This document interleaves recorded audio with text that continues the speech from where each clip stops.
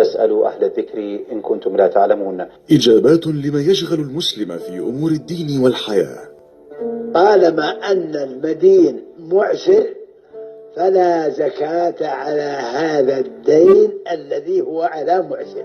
برؤية فقهية تفتح آفاق الفكر وأسباب النجاة. من سار على الكتاب والسنة فإن الله جل وعلا يصلح له أحواله في الآخرة، وكذلك يصلح له أحواله في الدنيا. ومن منطلقات الإسلام الوسطي الشامل: فمن اتقى الشبهات فقد استبرأ لدينه وعرضه، ومن وقع في الشبهات فقد وقع في الحرام. ويسألونك ماذا ينفقون قل العفو. ويسألونك ماذا ينفقون قل العفو.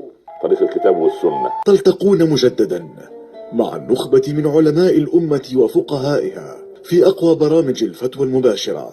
قابلين عند القاعدة التي أوقفنا بها لسنا.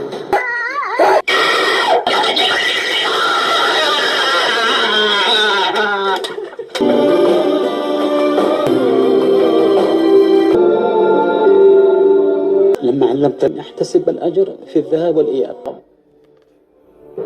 يستفتونك. الرسالة في رمضان في رحاب القرآن.